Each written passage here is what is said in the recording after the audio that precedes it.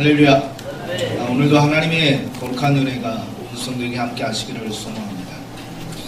고인이 되었지만 정주영 회장에 대한 이야기의 글을 읽고 참 도전을 받았습니다.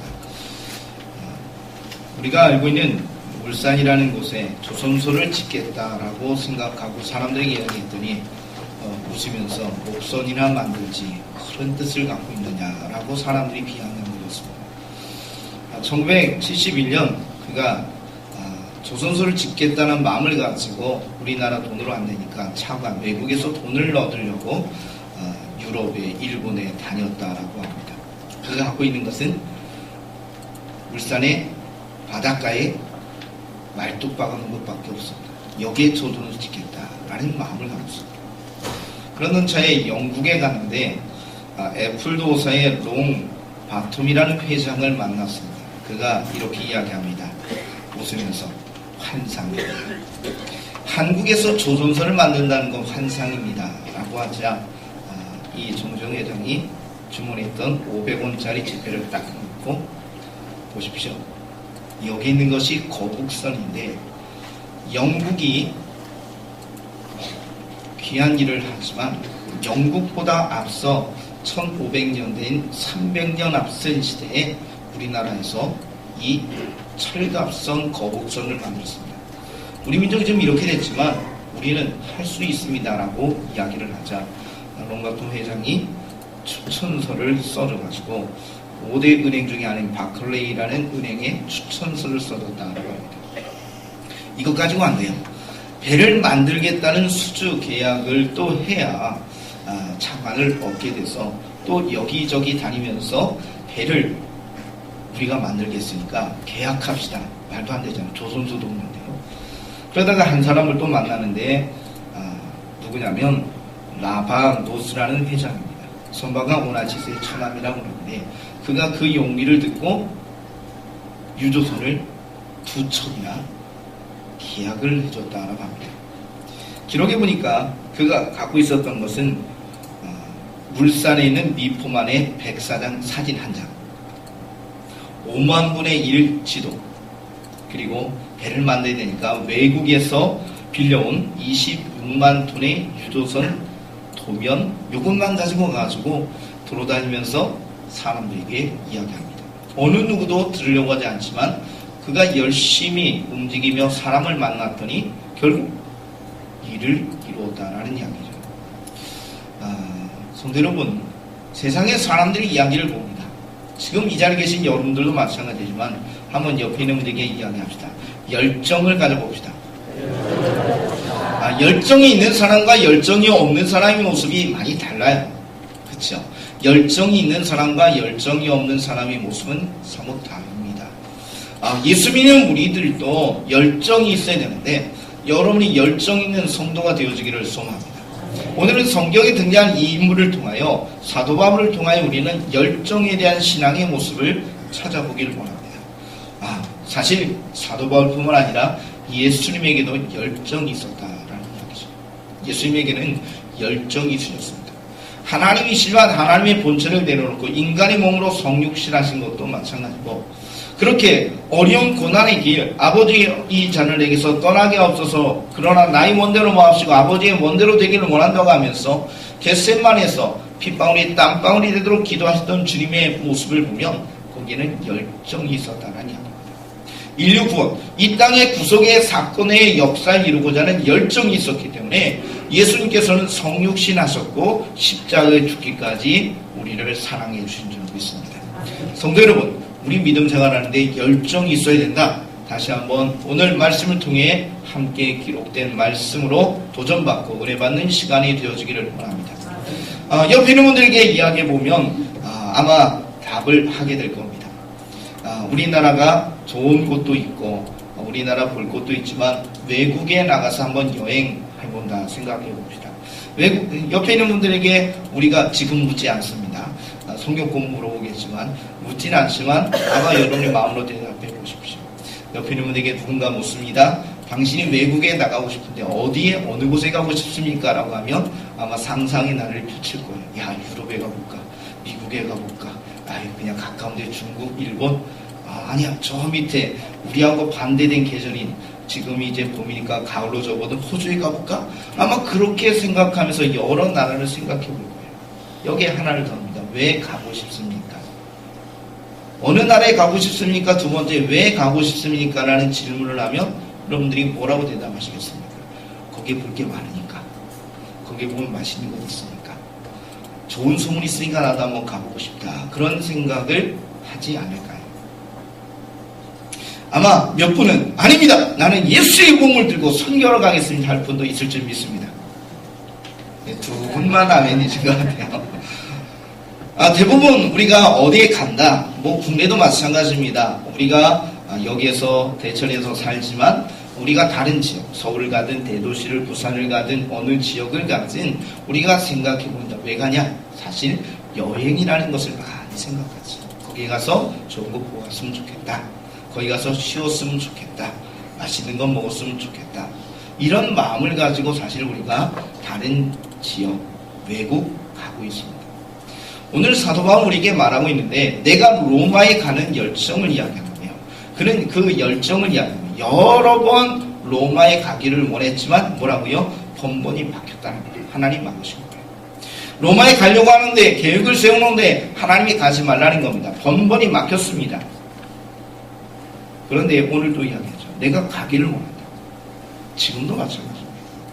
자, 그가 로마에 가는 이유가 오늘 성경에 기록되어 있습니다. 왜 로마에 가려고 했었느냐라는 이야기죠.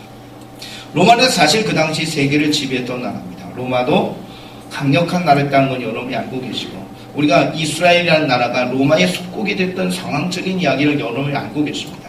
그 당시 세계를 지배했던 나라가 로마입니다. 이 로마라는 곳에 가면요 정말로 볼 게 많습니다. 유물과 유적들을 통해서 그 당시 대단한 문명을 이루었다는 것도 들어보게 되고 강력한 제국을 이뤘으니 가서 볼 건 많을 것입니다. 자, 가서 맛있는 것도 있을 것이고 볼 것도 많은 것, 굉장히 눈에 많은 것을 볼 수 있는 그러한 것에 대한 사망을 가지고 로마에 가려고 했던 것이 아니라 어떤 이유요? 내가 복음을 전하기 위해서. 수많은 이방인들을 만나서 하나님의 구원의 역사를 이루고 그들을 세웠던 귀한 일들이 있었는데 이 동일한 이야기가 로마에서도 이루어지기를 원합니다. 그래서 내가 로마에 가기를 원합니다 라고 말하고 있습니다. 사도 바울을 통해 우리가 기억하는 것은 복음에 대한 열정이 있었다는 이야기입니다. 예수의 복음을 전하여서 사람들이 구원받게 돼요. 예수의 십자가를 전하면 사람들이 변화가 일어납니다. 그러한 놀라운 일들이 일어나게 되니까 사도 바울은요 이 복음을 전하기를 원했다는 이야기입니다. 사실 우리가 사는 시대 속에서 성경에 등장하는 이야기지만 예수의 복음은 모든 사람을 변화시킬 수 있을 줄 믿습니다. 오늘 성경에 이 예수의 복음은 모든 믿는 자에게 구원을 주시는 하나님의 능력이다라고 이야기하고 있습니다. 어느 누구든지입니다. 변화가 될 수 있습니다. 단 듣는 것으로 끝난 것이 아니라 믿어야 되는 거죠. 오늘 성경은 믿음을 이야기합니다. 들었다고 그가 구원받는 것이 아니라는 겁니다. 지식을 가졌다고 구원받는 것이 아니라는 이야기입니다. 예수에 대한 이야기를 듣고 그분을 나의 구주로 고백하게 되었을 때 믿음으로 받아들였을 때 그 사람이 어느 누구나 할지라도 구원의 역사 속에 들어가게 되는 줄 믿습니다. 그래서 제가 여러분이 구원의 은혜 속에 들어갔지. 우리가 세상에 흉악한 범죄자의 이야기는 많이 들어봅니다. 요즘도 마찬가지지만 예전에 지정파라든가 그런 이야기를 들어보면서 그분들이 얼마나 큰 악을 행했는지 큰 아픔을 주었는지 듣고 있지. 그런 이야기를 들어보면서 그분들이 형장 예술로 살아기 전에 했던 이야기들도 간간히 들려옵니다. 그분이 그런 이야기 했다고 그러죠. 내가 만약에 예수님을 일찍 믿었다면 이렇게 되지 않았을 겁니다. 사회적인 아픔들, 가정의 아픔 이런 것들을 위하여 세상을 삐뚤어지게 바라봤던 그가 큰 악을 행하게 되는데 내가 예수를 이미 믿었다면 이런 일을 벌이지 않았을 것이다. 왜요? 하나님의 사랑이 나를 변화시켰을 것이니까요. 비록 흉악한 범죄를 저지른 이후의 사건이지만 그가 예수를 믿게 됨으로써 하나님의 은혜 가운데 들어가는 자가 되었다라는 이야기입니다. 세상의 사람들은 안 된다라고 이야기할 수 있어요. 그러나 모든 사람에게 하나님의 구원을 주시는 능력이 이 복음이기 때문에 이 복음의 능력을 경험했던 사도 바울이 예수의 복음을 전하겠다는 열정을 가지고 로마에 가고자 했다라는 이야기를 오늘 성경을 통해 우리가 읽습니다. 성도 여러분, 우리가 사람을 만납니다. 성도 여러분, 우리가 어느 지역에 갑니다. 왜? 좋은 것을 하려고, 좋은 추억을 만들려고 하는 모습들도 있지만, 오늘 본문의 말씀에 등장하는 사도 바울처럼 복음의 열정을 가지고 그분을 위해서 축복하고 그 지역을 축복해 줄 수 있는 귀한 일들이 있기를 소망합니다. 오늘 우리가 성결교회 주일로 예배를 드립니다. 성결교회가 1907년 하나님께서 5월 2일 동양선교회 복음 전도관이라는 이름을 통해서 우리 성결교회가 시작하게 하셨습니다. 일본에서 김상준 정리라는 두 분이 하나님의 말씀에 대한 훈련을 받고 동양선교회 길고른 카오미라는 분과 더불어서 선교사들과 함께 한국에 와서 서울의 영곡동이라는 종로 일가에 복음 전도관을 세우고 예수의 복음을 증거하면서 성결교회가 1907년에 시작했습니다. 그래서 지난주에 111년차 교단 총회가 있었죠. 저분들이 어떻게 했느냐라는 이야기를 문헌들 통해서 공부하며 배우게 되는데요. 자, 저들이 어떻게 했냐면 길로 나갔어요. 우리가 지금 이야기는 노방전도죠. 지금은 노방전도가 해야 될 때입니까? 안 해야 될 때입니까? 안 해야 된다. 의미가 없다고 하는 분도 없잖아 있지만, 그러나 분명한 것은 예수의 복음이 증거되면 능력이 나타나는 줄 믿습니다. 한번 옆에 있는 분들에게 이야기합시다. 전해야 합니다. 노방전도든 뭐든 우리가 예수의 복음을 전하는 것을 멈춰서는 안 될 것인데, 근데 그 당시는 1907년은 이거는 획기적인 사건이었대요.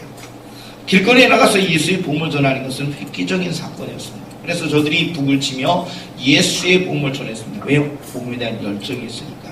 성결교회 태동의 이야기를 들어보면 교회를 세우겠다, 교단을 세우겠다는 것보다도 예수의 복음을 전하겠다는 열정을 가지고 복음을 전하다 보니 사람이 모이게 됐고 교회가 세워지고 교단이 되었다는 것이 우리의 성결교회 이야기입니다. 지금 여러분이 기독교대한 성결교회 대천제일교회에서 믿음 생활하고 계시는데, 우리 성결교단은 어떻게 해요? 복음의 열정을 가지고 시작했구나.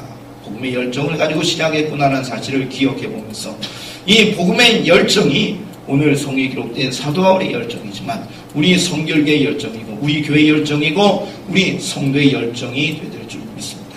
한번 옆에 있는 분에게 이야기합시다. 복음의 열정으로 살아갑시다. 복음의 열정은 전하는 거예요. 내가 간직하고 구원받는 것을 멈추는 것이 아니라 나를 구원하신 하나님의 복음이 옆에 있는 사람을 변화시키고 그 변화의 모습을 통하여 또 다른 사람에게 복음을 전할 수 있는 도전을 받게 되는 것이 복음의 열정입니다. 성도 여러분, 예수의 복음은 모든 믿는 자에게 구원을 주시는 하나님의 능력이 됩니다. 그 예수의 복음을 전할 수 있는 모든 성도가 되어지기를 소망합니다. 사실 그러나 사도 바울은요, 오늘 성경의 말씀에 보니까 내가 빚진 자다라는 표현으로 이야기하고 있습니다. 자, 근데 빚진 자의 대상을 가리켜 이야기하는데 뭐라고 하죠? 헬라인이나 야만이나 지혜 있는 자나 어리석은 자에게 다 내가 빚진 자다라고 이야기합니다. 헬라인은 로마 사람을 가리켜 이야기합니다.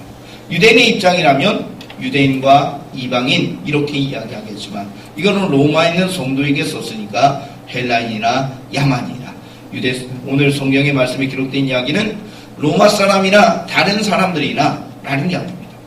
지혜 있는 사람도 로마 사람을 이야기할 수 있는데, 여기에 등장하는 사람들은 쉽게 이야기하면 모든 사람을 가리켜 이야기합니다. 사도 바울이 빚을 졌다. 지나간 사람에게 밥을 얻어먹고 지나가는 사람에게 어떤 도움을 얻었을 수도 있습니다. 그런데 사실 우리가 모든 사람이 빚을 졌다는 이야기는 말이 되지 않았어요. 말이 되지 않아요. 왜냐하면 만나지도 못한 사람, 일면식도 없는 사람에게 빚을 졌다는 이야기하는 것이 쉬운 이야기가 아닙니다. 그만큼 그는요, 복음의 빚진 자가 되었기 때문에, 하나님의 사랑의 빚진 자가 되었기 때문에 내가 모든 사람에게 빚을 지는 사람이다 라고 이야기를 하고 있습니다. 여러분들이 그런 모습이 되어지지 않기를 원하지만, 여러분들이 혹시 세상을 살다가 빚을 진 경험이 있을 수 있어요. 여러분들이 그런 경험이 없다 할지라도 영화라든가 어떤 텔레비전 여러 모습들을 통하여 빚을 졌을 때 빚을 갚으라고 억압하는 사람들의 이야기를 우리가 보고 듣게 됩니다. 사실 빚을 진 채무자 입장에서 떳떳할 수는 없어요. 빚을 갚아야 되거든요. 의무거든요. 자, 그런 심정으로 오늘 성경의 사도 바울이 이야기합니다. 그 이야기를 다시 한번 생각해 보면 이렇게 이야기합니다. 빛을 졌다는 이야기는 사랑합니다. 그가 지은 빛은 사랑의 빛이거든요. 예수님이 십자가를 통하여 구원의 은혜를 경험했기 때문에 그 십자가 은혜를 경험한 이 사도 바울이 하나님의 은혜와 사랑을 경험한 그가 오늘 이야기합니다. 빛인 자가 되었다는 이야기는 사랑의 빛을 이야기합니다. 그 사랑의 모습을 인하여 내가 모든 사람에게 예수의 복음을 전하고자 하는 마음으로 이야기하고 있습니다. 결국 빛인 자의 모습은 사랑에 대한 열정으로 이야기해 볼 수 있습니다. 사랑하는 성도 여러분, 여러분들이 하나님의 사랑을 받았다면 그 사랑을 통하여 우리도 사랑하는 삶을 살아가게 될 줄 믿습니다. 오늘 성결교회를 통해서 우리가 작년에 갔던 문중경 전사 기념관에 대한 생각을 더듬어 보기를 원합니다. 갔다 오셨지요? 네, 갔다 오신 분도 있고 못 가신 분도 있지만 우리가 거기에 가서 함께 둘러보면서 도전과 은혜를 받았던 기억이 있습니다. 거기에 문중경 교사님이 하나님의 복음을 선진하면서 그 증도 땅, 그 주변의 많은 섬들을 돌아다니면서 예수의 복음을 증거했던 이야기를 우리는 알고 있습니다. 천사라고 그러죠. 천사. 거기는 1004개의 섬이 있어서 천사의 섬이다. 그렇게 이야기하기도 한다는데요. 우리가 알고 있듯이 그 상황이 6.25의 남침의 사건이었다는 걸 알고 계시죠. 그래서 6.25의 사변 속에서 이 나라가 힘들 때 문중경 교사님이 목포로 잠시 피신했는데 이 전쟁의 말기 속에서 내가 다시 증도로 돌아가겠습니다 라고 이성복 목사님에게 이야기했습니다. 그랬더니 그 목사님이 뭐라고 했느냐, 가지 말라고. 왜냐면 가면 죽을 수 있으니까 조금만 더 있다 갑시다 라고 만류했지만 그 증도 땅에서 함께 고통을 당하는 성도들에 대한 마음이 자신을 움직이게 한다고 하면서 이성복 목사님의 만류도 불구하고 성으로 돌아갔다가 거기에서 순교했다라는 이야기를 들었습니다. 성도 여러분, 사도 바울이 하나님의 복음을 들고 나가게 되는데요. 예루살렘에 가면 붙잡힌다고 그랬습니다. 예루살렘에 가면 곤욕을 당한다고 그랬습니다. 그는 이렇게 이야기합니다. 주를 위해서는 생명도 아까워하지 않는다. 주를 위해서 헌신하겠다고 순교하겠다는 마음의 각오를 가지고 예루살렘에 올라갔고 그리고 거기에서 로마로 가게 되는 여정의 모습으로 사도행전의 말씀이 정리가 되는 것을 우리는 기억합니다. 성경이 등장하는 사도 바울의 삶의 이야기를 둘러볼 때 성경이 등장하는 이야기는 뭐라고요? 그는 사랑을 가지고 복음에 대한 열정을 가지고 주님이 기뻐하는 삶을 했습니다. 문중경 전사님이 사랑하니까 거기 있는 영혼을 사랑하니까 내가 혹이라도 거기 가면 죽는다 할지라도 가겠다는 마음을 가지고 움직였다는 거죠. 사도 바울이 예루살렘에 가는 이유도 가서 복음을 전했다는 열정을 가지고 올라갑니다. 오늘 로마의 복음을 전하는 열정을 가지고 거기에 있는 영혼 한 영혼을 사랑하겠다는 마음을 가지고 움직이고 있다라는 이야기입니다. 바라기는 우리 대천제일교회가 우리 성결교단이 우리 온 성도가 이러한 사랑의 열정으로 세워지기를 간절히 소망합니다. 사랑하면 하나님의 놀라운 일들이 벌어지게 될 겁니다. 오늘 본문의 말씀에 등장하는 사도 바울의 삶을 우리가 다시 한번 되짚어본다면 사도 바울은 원래 예수를 믿는 사람이 아니었지요. 그가 다메섹에 예수 믿는 사람이 있다는 소식을 듣고 대제사장의 공문을 받아가지고 그들을 붙잡으러 가는 도중에 다메섹으로 가는 도중에 예수님을 만나게 되었습니다. 그때 주님이 이야기했죠. 사울아 사울아 네가 나를 왜 핍박하느냐. 예수님과 사도 바울은 만난 적이 없습니다. 그러나 사도 바울을 향하여 교회를 핍박하는 그를 향하여 주님이 당신이 나를 핍박했다 이야기하셨습니다. 자, 뭡니까? 교회를 핍박하는 것은 주를 위해서 헌신하는 것이 아니라 주를 핍박하는 것이다 라고 이야기하시면서 아나니아를 통하여 눈먼 그가 보게 하시고 그에게 하나님의 사명을 주셨는데 이방인의 사도로 세우시는 귀한 일들을 허락을 해주셨습니다. 그래서 사도 바울은 하나님이 나를 구원하신 것 감사했습니다. 내가 주를 핍박했던 자였는데 이제는 하나님을 우리의 헌신할 수 있는 자로 세워주셨기 때문에 그가 믿음으로 헌신하며 하나님 앞에 영광 돌리며 사역을 감당했습니다. 여러분이 알고 계시듯이 안디옥에서 선교사로 파송되어서 1차, 2차, 3차 선교행을 갖고 한 번 더 로마로 가는 여정을 통하여서 순교의 직전까지 하나님의 복음을 전했던 그의 사역과 삶에 대해서 우리는 기억합니다. 그가 복음을 전할 때 어려운 환경이 참 많았습니다. 그를 핍박하고 괴롭히는 많은 자들이 있었죠. 돌을 던져 죽었다고 생각해서 길에다 밖에다 버리는 그 사건들도 벌어졌고, 그러면 일어나 툭툭 털고 일어나서 다시 살아나서 그 도성에 가서 복음을 전했던 그의 사역, 여러 현장의 이야기를 우리는 기억해 봅니다. 그렇게 열심히 복음의 사역을 감당할 수 있었던 것은요, 순종에 대한 열정이 있었어요.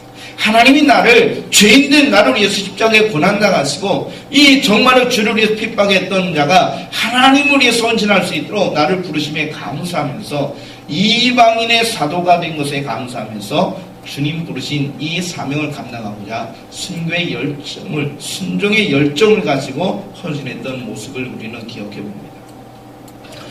몇 번 말씀드렸지만 우리의 성결교단은 1943년 12월 29일에 교단이 폐쇄됐습니다. 그 교단이 폐쇄되는 일제강점기 시대 속의 문헌을 보면 일본이 왜 우리 성결교단을 폐쇄시켰느냐, 다른 교단은 세워졌지만 성결교단이 폐쇄된 이유를 들어 이야기하는데, 몇 가지로 이야기하지만 두드러진 이야기가 두 가지입니다. 중생 성결 신유 재림 중에서 재림의 사상이 우리나라 국치와 위배된다라는 이야기입니다. 주님이 재림하여 심해 일왕도, 일제왕도 심판의 대상이라는 이야기를 들어가면서 이거는 용납할 수 없다는 겁니다. 그리고 두 번째로 이야기는 성경을 수호한다는 이야기입니다. 저들이 일제의 이야기 속에서 조금 왜곡하고 조금 양보하고 그러면서 좀 평화롭게 움직이면 좋겠는데 성결교단 말을 안 들어요.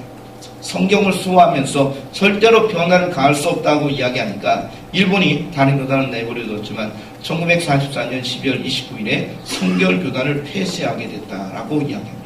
물론 광복이 되어서 이 나라가 세워지면서 다시금 성결교회가 세워지게 하면 지금까지 이어져 나왔는데, 성결교회가 폐쇄되고 어려움을 겪었던 이유는 하나님의 말씀에 순종하면서 복음을 증거하고자 성경을 수호하고자 하는 열정이 있어서 이렇게 큰 어려움을 겪었다라는 이야기가 성결교회의 역사의 한 페이지입니다.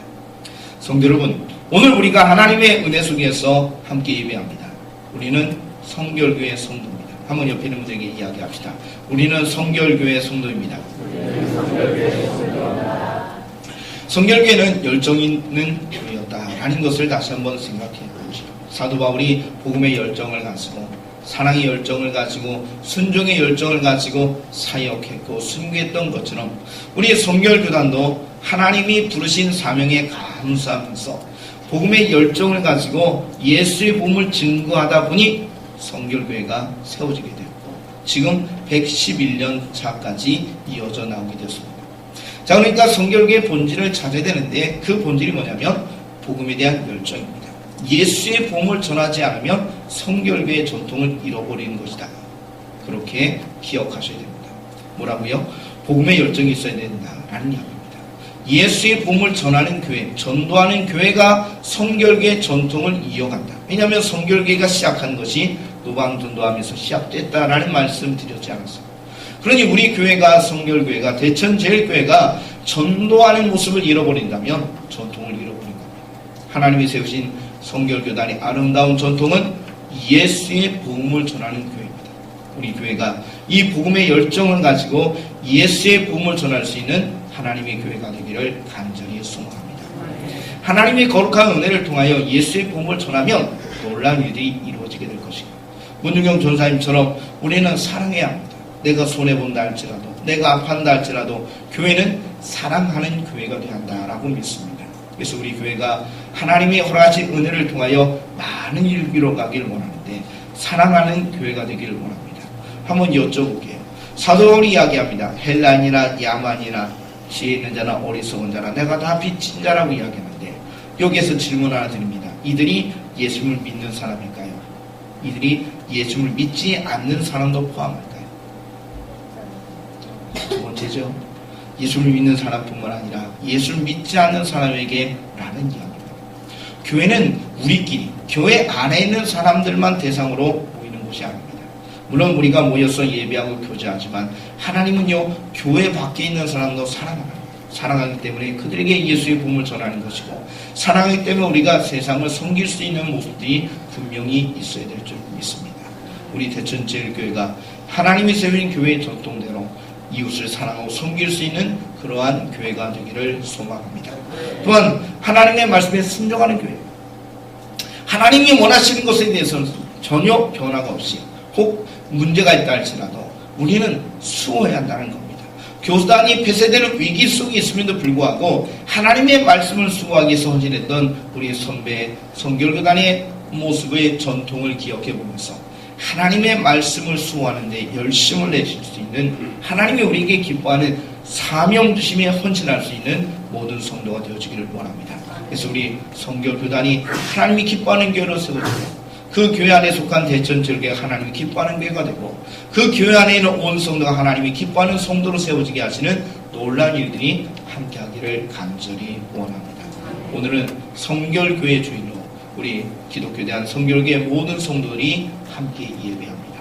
하나님이 세우신 교회를 기뻐하여 주시고, 이 교회를 통하여 하나님이 놀랍게 역사하시는 축복의 능력, 하나님의 복음이 증거되게 하시는 놀라운 역사가 날마다 함께하기를 간절히 소원합니다. 기도드리겠습니다. 열정의 성결교회인 줄 믿습니다. 하나님이 복음으로 이 땅을 세워주셨고, 이 복음의 열정을 가지고 사도 바울이, 사랑의 열정을 가지고 사도 바울이, 순종의 열정을 가지고 사도 바울이 움직였던 것처럼, 아니 주님이 우리를 십자가에 죽기까지 사랑하셨던 그 열정이 우리를 살려주신 줄 믿습니다. 성결교회도 그렇게 시작했고 사랑하며 헌신합니다. 하나님의 성령이 우리를 도와주시고 축복하여 주시고, 날마다 하나님이 원하는 기뻐하는 교회로 세워져 나갈 수 있도록 인도하여 주옵소서. 예수님의 이름으로 기도드리옵나이다. 아멘.